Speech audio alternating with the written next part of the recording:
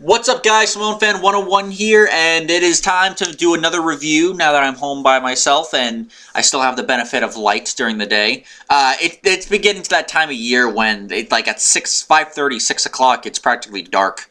So, got a review during earlier in the day, you know what I mean? Anyway, get out of the way. This is my Hell in a Cell review. Now, I'm almost done catching up. Oh, I already watched the previous shows, so, you know, I already know what happens. That, and I guess to give a slight brief opinion, I saw Clash of Champions this past Sunday. I thought it was a decent show, but clearly lacking, and the booking did not help it. I thought some of the matches were... I thought the first two matches of the show were pretty good, and the main event was really good, surprisingly enough. And I thought the tag team special guest referee match was... I thought it was solid. I liked it a little bit better than some other people, but even I had to know, like, this match could have been amazing, and it just wasn't. But I'll get to that when I eventually get to my Clash of Champions review. Now, with that being said, let's get this out on the way. Hell in a Cell 2017. I thought this was a good show with two great matches. And it had two great matches, a pretty good U.S. title match that I actually enjoyed just a little bit more than other people. But the booking, and even the kickoff match was good. That actually turned out to be one of the better matches on the show. But the booking was just, oh man. This is what I've noticed recently with WWE. Sometimes great matches, great talent, but the booking ruins a lot of the matches. I've noticed that. But with that being said, let's get the show out of the way. The opening match was, the kickoff match, I should say, was Chad Gable and Jason Jordan. Wait, I must have said Chad Gable and Jason Jordan. Why'd I say that? Sorry. Chad Gable and Shelton Benjamin. My God, this... God, what they're saying on TV is true. It really is American Alpha 2.0. Trade one black guy for another. That's nice. Well, at least Shelton Benjamin has some kind of reputation as being a great tag team wrestler. I mean, look at him, and is it American Alpha 2.0, or is it the world's greatest tag team 2.0? Now that is the real question that I want you to figure out. But yeah, this show, it was a good show. I didn't mind it as much. And the match was very good. I thought, well, not very good. The very good would imply my rating for it that I'd give it would be a lot higher. But yeah, this match was a pretty good match. This was right before, of course, not too long before what eventually happened with the Hype Bros with, you know, Mojo Rawley turning heel, I believe, after Survivor Series. No, it had to be after Survivor Series. It was only a few weeks before Clash of Champions. Okay? This is during the, 6 or 8 or 10 month losing streak of the Hype Bros. When Zack Ryder returned, they just kept on losing and losing. This was one of their better outings. Because, you know, they don't get a lot of bad chances on pay-per-view. They always got on the pre-show, which is weird because they kept on losing. Weird. Anyway, but this was a very good match. Chad Gable and Shelton Benjamin won. Not really too much to be said. It was a good match and what was otherwise a pretty good pay-per-view. And honestly, this was the 4th best match on the show, and it doesn't sound that good, but the two best matches on the show were excellent. The U.S. title match I thought was really good, and then the quality dips down big time to just solid. This was a solid match, but it was probably better than the other match I gave 3 stars. So that's just to show you precipice, whatever that word is. I honestly forget.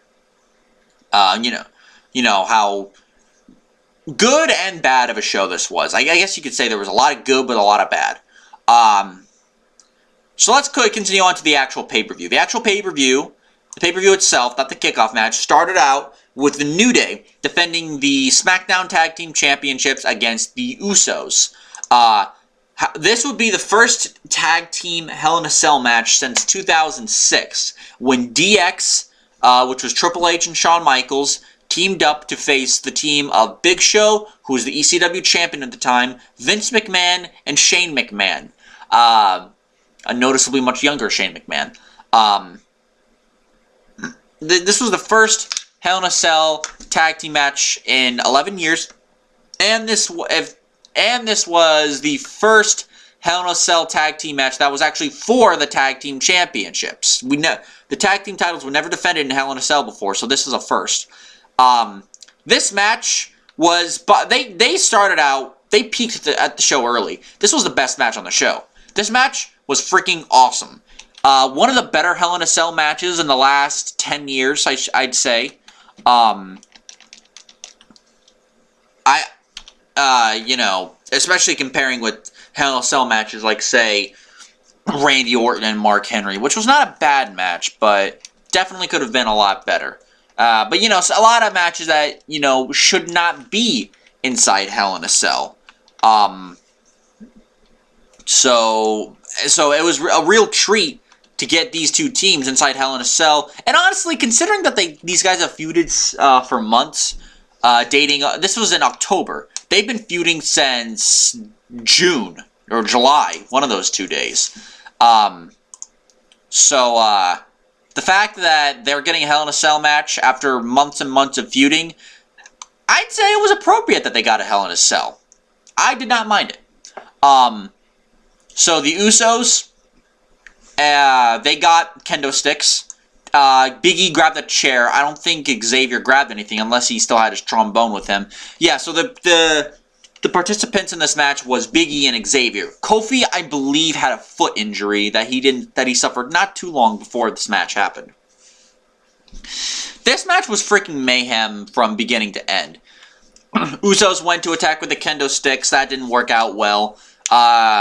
Big E played the power game early, did a couple nice tag team spots. There was a moment in the match when Big E did a dive through the ropes, trying to hit one of the Usos as he does that spear through the middle ropes. He then instead hit the cage. Solid Monster keeps saying it, other people keep saying it, and I keep thinking it. One of these days, the guy is going to tear his shoulder apart by constantly doing it. I'm surprised the guy hasn't hurt himself. Clearly, he's a natural bodybuilder, not a steroid-looking freak like John Cena is. Then again, maybe John Cena was always that big. I don't know. But he did his dive. Usos, not to be outdone, did their dive on Xavier. Big E later in the match eventually did that middle rope dive. At 2 or 3 points in the match, I think, Xavier hit the Usos with a trombone. I'm not kidding. Big E, at one point, I shit you not, grabbed one of those, like, Chinese, I forget what kind of knees it is. Chinese, Japanese, those giant bell things. And you hold, like, the stick with the thing at the end, and you pound it and it makes a boing. I think it's a Chinese thing, if I recall correctly. The gong. They had a gong. Not a dong. Big E's dong. No, I'm sorry. They had a gong. Xavier used it as a weapon against the Usos. And by the way, I'm going to keep saying this over and over again. I can't tell. I can barely tell which Uso is which. And even commentary doesn't help, especially in matches like these where they're all over the place. You can't tell which Uso is which. It really is hard to tell. Big E at one point got slaughtered. And I gotta say, Usos have the Usos, both of them, have some of the best super kicks in WWE. Nailed Big E with a super kick right in the face. And then they just went on the attack. Usos, this was a nice spot. The Usos hit their ass attack, which I will not call anything else because that is exactly what it is called. They hit their ass attack, but not in the corner of the ring like you would think. So Xavier was outside in one of the corners of the cell. One of the Usos grabbed one of the many kendo sticks in this match and kind of shoved it in between both sides of the cage, trapping Xavier in the corner, and then they hit their ass attack. Then Big E did his little babyface comeback, even as far as doing, and this was another great double team move. Big E hit a urinal. Okay, so they were on the apron. One of the Usos was going towards him.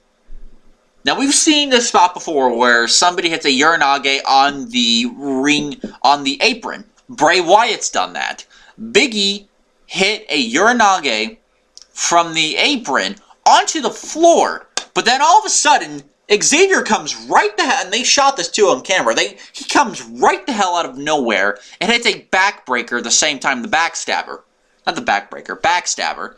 And so it's basically an elevated urinage onto a backstabber, which I gotta say looked awesome. But it looked brutal, but it looked awesome.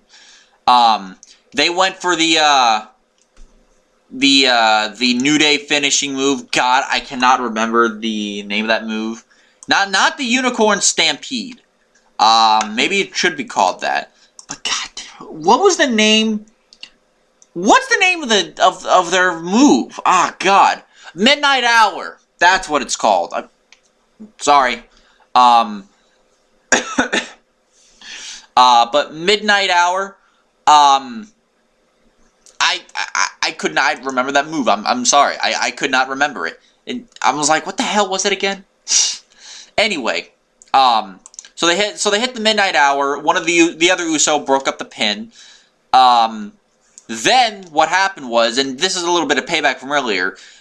They took like 4 or 5 kendo sticks, and they trapped one of the Usos. And I guess to tell them apart now, they're both one of them shirtless, so maybe we could tell them apart. Again, I couldn't tell because they are identical twins. Xavier then took a rainbow-colored kendo stick. I shit you not. There was pink. There was yellow, there was blue, there was orange, there may have been purple. I can't remember if there was any red. If there was, that probably was there. I don't think there was any brown because they do not want shit-flavored kendo sticks. That kendo sticks naturally are beige/brown, so, you know, it wouldn't feel right. But he took a multicolored kendo stick and just whacked his ass while one of the Usos was just, or I think he was going to whack him. But it didn't work because the other Uso got in the way. But they fought back. Maybe Xavier whacked him, I don't know. But another cool spot in this match was when Xavier was, he was in the electric chair position on the outside of the ring. Oh, not Xavier, it was Big E. Big E, how can I forget his big ass? Big E was in the electric chair position on the outside of the ring. And the other Uso did a dive through the ropes, doing a sort of doomsday device kind of move. And of course, Big E hit the cage, so that had to hurt like hell. Then they threw him back in the ring. The Usos hit their double splashes, one from one side of the ring, one from a different corner. Then they got, I believe it was a pair of handcuffs, and they handcuffed. I can't remember every spot in this match, so forgive me if I miss anything. They handcuffed Xavier to the ring post and beat the shit out of him with a kendo stick. Then it was Big E by himself. Played more of his power game, which this guy's a strong SOB. There was a point when he did the running spinebuster move, or the, what Jason Jordan does when he takes his opponent and throws him and charges him in the corner. He did that to both Usos on one side of the cage. It was awesome. He hit the big ending on one of them. That didn't work. Then Big E got super kicked by both Usos straight to hell. Xavier, who finally had gotten free of the ring post, got free and broke up the pin. Then more ass kickings by the kendo stick crew, as I would like to call them. Xavier fought back, tried to attack one of the Usos, I believe actually with his handcuffs, if I'm not mistaken. And then just more ass kickery with the kendo sticks. Usos hit the double splash again, and they won the SmackDown Tag Team Championships. Now, I believe it was this match that basically turned them babyfaces again. Because the SmackDown, I believe after Hell in a Cell, they shook hands with the Usos, and they said complimentary things about each other.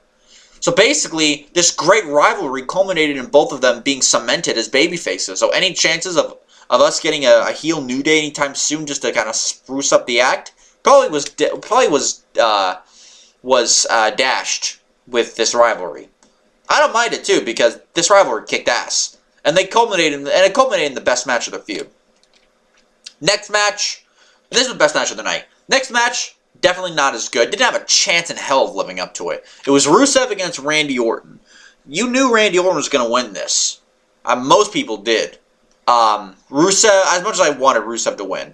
Rusev, Randy Orton, they had a decent match. Rusev and John Cena have had better matches back in 2015. Mainly that I Quit match they had at Payback. But this was a decent match. I think the difference, it started out strong. I will say that. But this match went about like 12 minutes long. But this match, as it went on, it got a little bit more boring, so to speak. Not that it was bad. I just thought it didn't live up to what these two could have done. This was the last match. I believe maybe they teased it before, but this was the last match before Rusev Day became last pay-per-view match, I should say, before Rusev Day became a thing. It was a basic back and forth match. There was a spot when Randy Orton hit his back suplex onto the barricade, which probably had to hurt like hell. Yeah, I still remember when he did that to one of the Singh brothers back at Backlash, and that look he gave on his face was just priceless. Rusev went at one point. The finish went like this. Rusev went for the accolade to counter. So okay, Randy Orton hit his slinging DDT. That's slinging. His hanging DDT. Randy Orton, and this was actually kind of clever. I will admit the finish was very clever. Rusev, because you know how Randy Orton does his thing like a snake where he pounds the mat? Well, Rusev saw it coming and immediately countered and tried to hit the I was about to say the camel clutch. God, I'm forgetting the accolade. I'm forgetting everybody's finishing moves. But he went for the accolade. Randy Orton slipped out from under him and then hit a RKO on Rusev. And I gotta admit, Rusev does a nice looking sell of the RKO. It's similar to RVD, but not nearly as painful looking. Rusev lost once again, which is sad.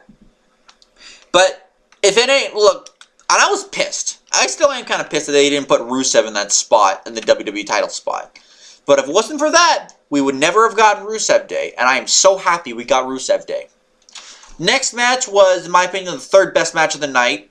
I think some people might agree. I thought this was a pretty good match. I thought this was a little bit better than what some people give it credit for. I can see where they're coming from. It just didn't bother me. And from my buddy 7699619, probably didn't bother him either. Next was AJ Styles defending the U.S. Championship against Baron Corbin and Ty Dillinger. Now, for weeks and weeks leading up to the pay-per-view, it was just going to be a singles match between AJ Styles and Baron Corbin, something I did not want to see. Especially because Ty Dillinger was wrapped up in this feud. He had issues with Baron Corbin. He fought AJ Styles in his little U.S. Open challenge that he didn't do for very long.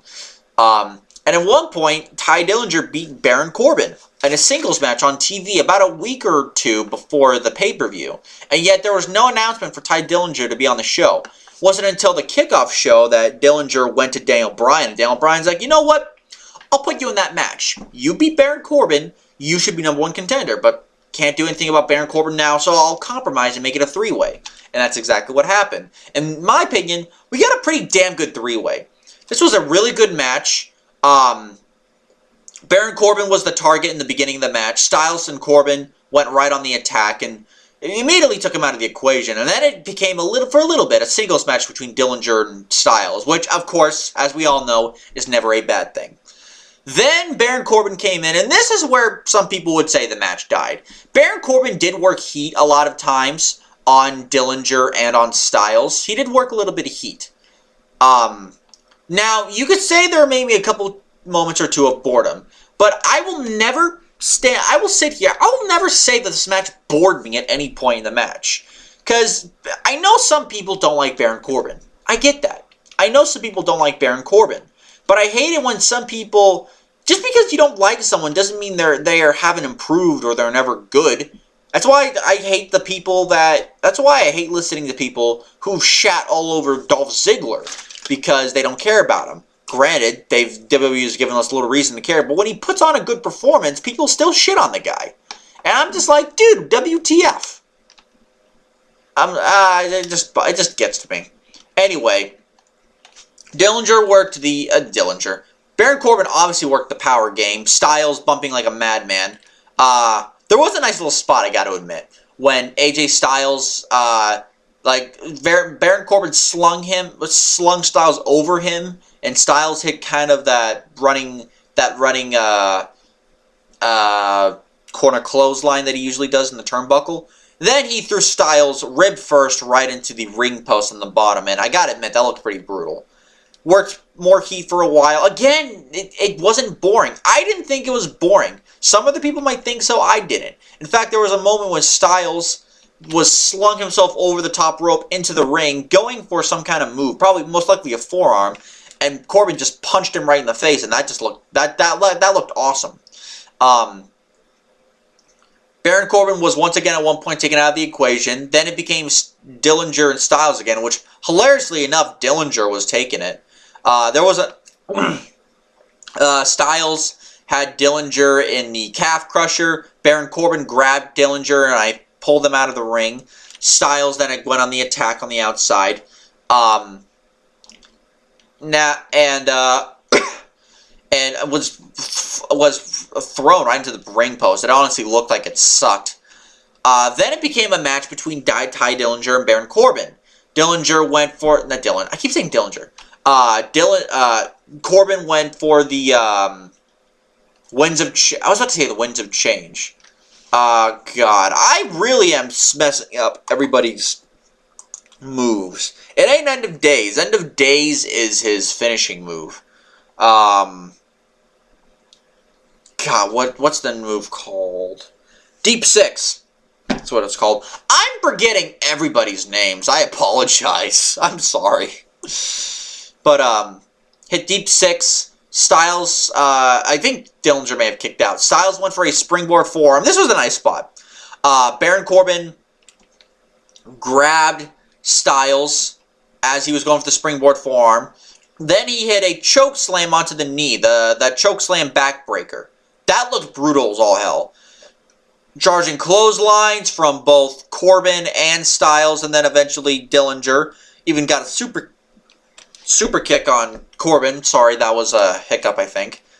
Then Styles hit a Pele and Dillinger, and then everybody was down. Then at one point Corbin was on the ground. Styles hit a 450. Dillinger broke it up. Then Styles hit a springboard forearm onto the phenomenal forearm onto Ty Dillinger. Baron Corbin kicked him twice out of the ring and got the pin on Dillinger, and he won the U.S. title. I thought this was a really good match. I didn't think it was bad. I didn't mind the heat segment between Baron Corbin with Baron Corbin dominating. He's the biggest man in the match. You'd think at one point he should be dominating. That's usually how these three-way matches go, when you have two guys of normal sized height, and then you have a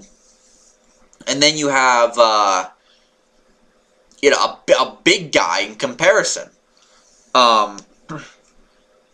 So I got no bones about that. I expected that. And I also expected Ty Dillinger to lose here and get pinned. And let's face it, the only reason why Ty Dillinger was a part of this match, really, other than to make sense in terms of the storyline, is because he was eating the pin. There was no qualms about me thinking, Styles is getting pinned here, which it did happen like either the SmackDown after Hell in a Cell or the week after Hell in a Cell. So, color me surprised. Next was Natalya defending her SmackDown Women's Championship against Charlotte. I thought this was a good match, but it was a solid match. And honestly, I preferred the kickoff match over this. Natalya was the SmackDown Women's Champion going in. And they worked the technical game here. But there's one thing about this match, well, the one thing about every Natalya match now, that just gets to me. It's when, she does this. She kind of like put her hands up like this, and first of all, that's ripping off Jinder Mahal. So, Jinder, people say don't hinder the Jinder. People should tell Natalya not to hinder the Jinder and stop stealing his shit. Then again, there's a good chance Natalya was doing that before Jinder, so maybe Jinder was stealing Natalya's shit. He should do something about that. Anyway, Natalya keeps on doing this, and here's the thing. Natalya, for me, as hard as she tries, she's never been a good never been a good heel. She was always the quintessential wrestler. She was always to me a natural babyface. She was never a good heel, in my opinion. The only time I ever believed her when she was a heel was when she was teaming up with Beth Phoenix, and that's because Beth Phoenix is a kick-ass heel. It really had to do more with Beth than it did Natalya. So with Natalya, it's just not believable from her. It just isn't. So she tries hard, but she's honestly not that believable as a heel. She's honestly a stale heel. She keeps doing this honestly, it just bores the shit out of me. I can't even give it a boo. And the only reason why I boo is because it's boring. But she is good, and she did hit a sick-looking sit-out powerbomb on Charlotte, I gotta say. She at one point ran I keep saying Natalya. She at one point, Natty did, rammed Charlotte's legs into the ring steps, which would play into the finish. And really the whole story of the match, which was Natalya weakening Charlotte's legs and mainly her knees so she could go for the sharpshooter, which she did pretty much soon afterward. Charlotte rolled her up. I don't think this match went long either. This match went like maybe 10 minutes, 12 minutes. I don't know. It went short, but that's because I enjoyed the in-ring game. But then there was the big things. First of all, Natalya being an unbelievable heel. And by unbelievable, I mean like nobody can believe her. Charlotte countered the sharpshooter, rolled the back of Natty's head into the turnbuckles. And here's the thing. Charlotte is supposed to be kayfabing. She's supposed to be supposedly having a knee injury. Because she's kind of like hobbling on one of her legs. Because the other one's hurt. So why in God's name? Why, if thinking this storyline wise, why would she even attempt to do a moonsault onto the floor? Which is exactly what she did. Natalya was on the outside. Charlotte did a moonsault from the top of the turnbuckles onto the floor on Natalya.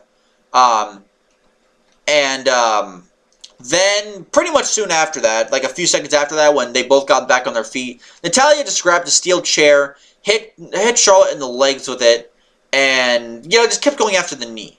And Charlotte won the match by DQ, but Natalya retained the title. This was a shitty way to end the match. I mean, it was a really bad way to end the match. I can't believe they went for that kind of finish. Especially in a match that, while it was decent, wasn't making a whole lot of sense. So while I thought it was a good match, it could have been so much better. And honestly, I had seen so many Natalya Charlotte matches at this point that the rose had blown off the bloom at this point with me. Speaking of rose falling off the bloom, that leads us to our WWE title match. Jinder Mahal defending the WWE title against Shinsuke Nakamura. And as you could say with how okay Orton and Rusev was, how badly booked Charlotte and Natalya was, and how mediocre you could say Bobby Roode and Dolph Ziggler was after this, Mahal and Nakamura had the worst match in the show. It wasn't even like it was an okay match. This was the worst match on the show because it was bad. Bad. A bad match. And you could tell Nakamura didn't really want to wrestle Jinder because he kind of figured what we all figured. Jinder Mahal is not that good. And should not be WWE Championship and WWE Championship title matches, at least not at this point in his career. Let's keep in mind, Jinder's only 31 years old. He still has several years left in his career. Maybe a couple years from now, maybe 1 year from now. Jinder will really grow as a performer, and he'll be really, really good. 2017 was not Jinder's year. And this match really proved it, because Nakamura could not have a great match with him. I thought the match at SummerSlam, you could say, was mediocre and bad. This match blew that match out of the water in terms of the shit scale. It was every other Jinder Mahal match. Jinder Mahal takes control in the beginning, and maybe that's part of why I didn't like this match. Because for months, we were seeing the same kind of Jinder Mahal match. The only break was the Punjabi prison match. So Jinder took control, of course, worked heat in the match, which was boring as all hell. Nakamura eventually had his comeback, kicking Jinder's butt, hitting all of his moves, like the knees and the knees and the stomach in the corner and all that. Then the Singh brothers get involved, and of course Jinder takes control again. Then Nakamura comes back. Singh brothers interfere again, and that was the other part. That was the other part of why I thought this match was balls, is because more so than the other title matches, the Singh brothers were interfering in this match a lot, like a lot. There was like 3 or 4 different interferences from Sunil and Samir Singh. It was getting to the point where it was sucking balls. Nakamura, and eventually it got to the point where the ref told the Singhs to go in the back. Nakamura went for the Kinshasa. Jinder grabbed the bottom rope because he was near the bottom rope, so the pin was broken up. He at one point threw, I think the Singh brothers, if I recall correctly, they came back down to try to interfere. They were on the outside, and so was Jinder. Nakamura threw Jinder back in the ring. This is just if I recall correctly. And Jinder got Nakamura for the Colossus, a bad-looking Colossus, I might add, especially considering Nakamura's height. And got him for the win. Jinder Mahal beats Shinsuke Nakamura for the WWE title. And WWE wonders why their fans are coming back. Because your quote-unquote new guy in Nakamura just lost to Jinder fucking Mahal.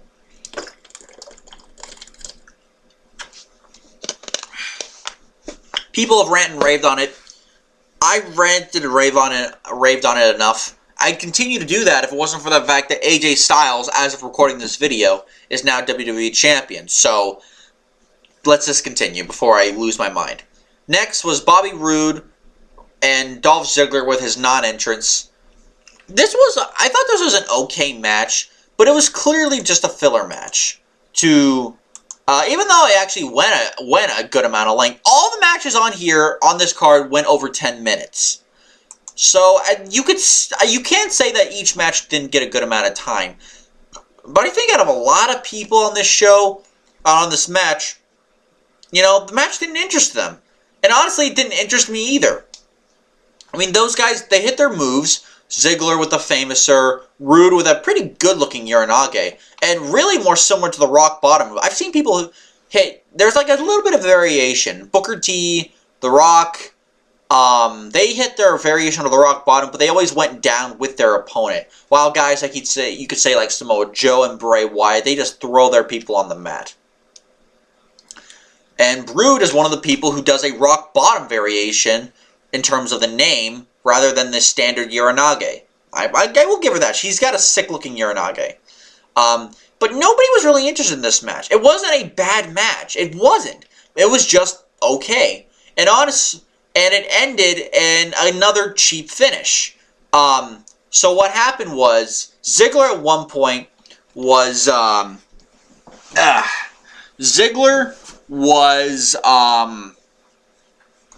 he had Roode up in a pinning predicament. He had rolled them up, but he was grabbing the tights. Roode countered immediately afterward. Hang on a second, guys. The phone's ringing.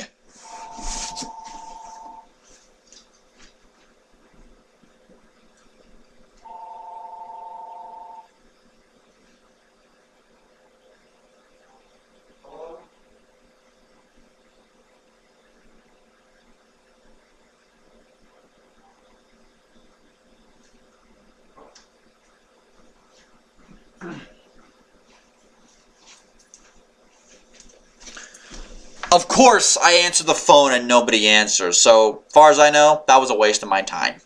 Anyway, so this match. It was an okay... so, what was I going on? Oh, yeah, the finish. So, Ziggler had Rude by the tights. Rude countered the pin into his own pin, and kind of to throw it back in his face, he had the tights as well. It was a fluke finish for Bobby Roode's first WWE pay-per-view. God damn it. These people have no idea how to book people right.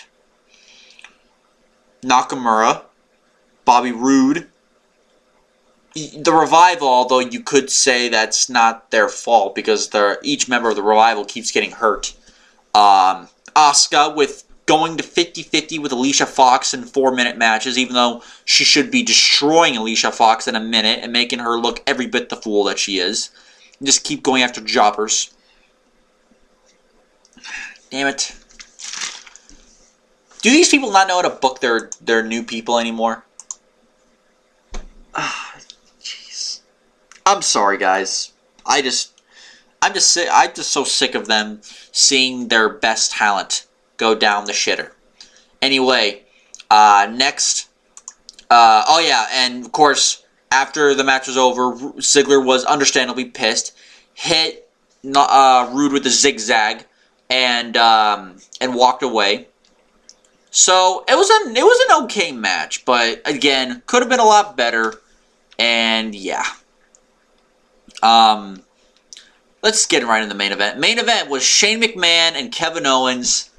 Their blood feud going into this match after Kevin Owens attacked Shane. Shane attacked Owens after Kevin Owens insulted his family one too many times. Kevin Owens headbutting Vince McMahon and destroying him. He did everything but give the guy a pop-up powerbomb, which I would not be surprised if Vince McMahon would have done that. The match started, and this match went like 30 minutes or so minutes, which was a lot longer than a Shane McMahon match should be, considering the fact that, 1, he's an older guy, 2, he ain't a full-time performer. In fact, he was never a wrestler to begin with. It just so happened he had great matches sometimes. Kevin Owens, he got attacked early by Shane early in the match. They fought outside. And by the way, I also hated the fall count anywhere Hell in a Cell match. Even though people have counted pinfalls on top of the cell, outside of the cell. So it already is falls count anywhere match. So why have the cell in it? Oh wait, because it's October. We need to have a cell match. Damn. Understandable for the kind of feud they had, but it wasn't used properly as it should have been. Kevin Owens tried to stay inside the cell and keep Shane out. That didn't really last long. These guys had a really long match. They tried. They really tried. And they had a great match. I will admit.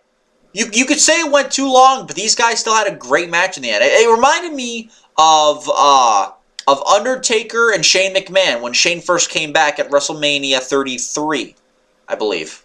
Or was it 32? No, it was WrestleMania 32. 33 was this year. I was recording this. WrestleMania 32, when Shane came back. He fought The Undertaker.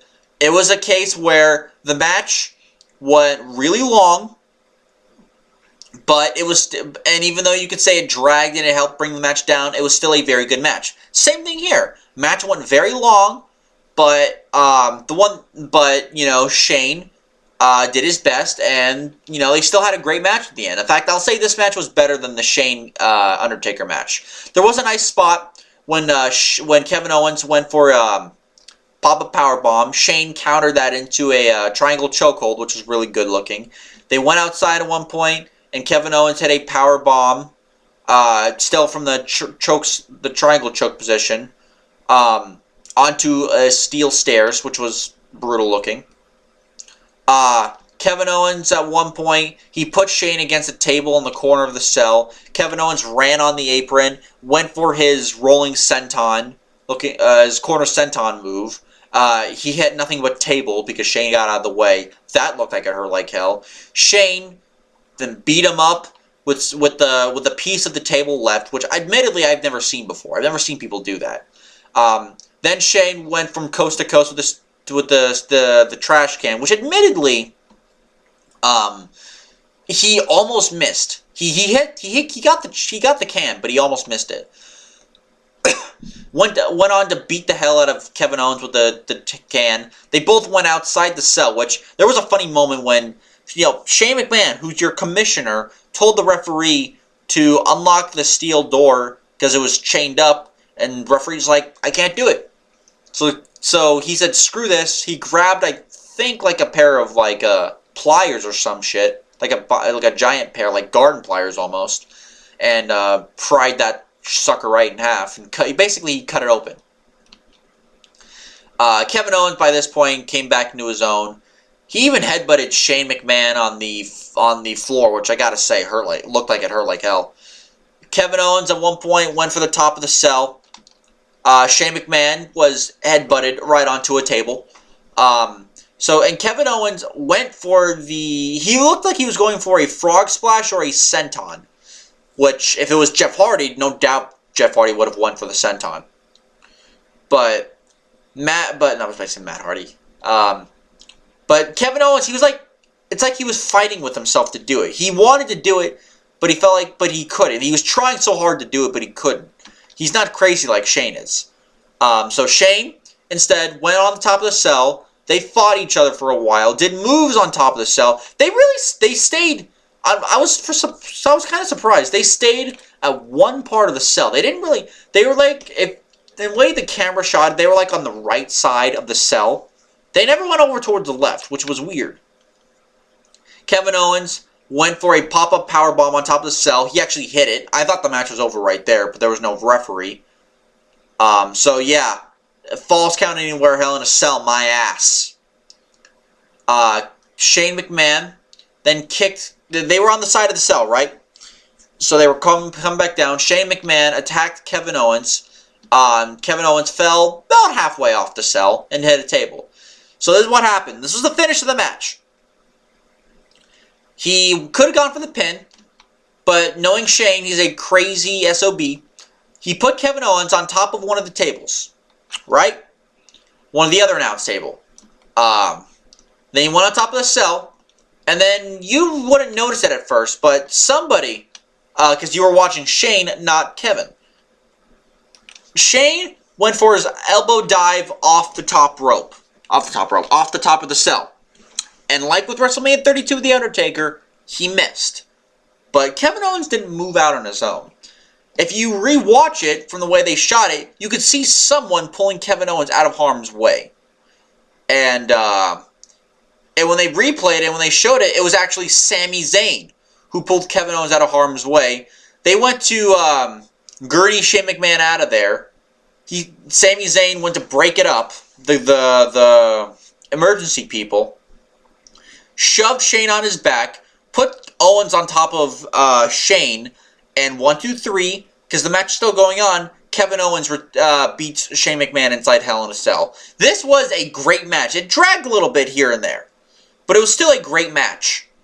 The Sami Zayn heel turn, as it turned out, made sense considering Shane was being all about himself, and Sami couldn't take that because this was supposed to be the land of opportunity. When, in his mind, it ended up being the land of Shane McMahon's opportunities, and whoever he doesn't like gets thrown to the wayside. He saw the hypocrisy in that. And then he, of course, went more heel, and then started to taunt Daniel Bryan. So, overall, this was a pretty good pay-per-view.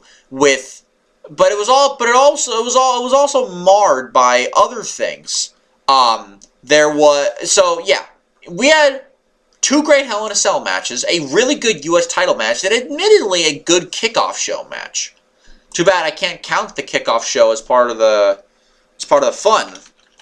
But even if I could, my rating really wouldn't change. It was still a good show.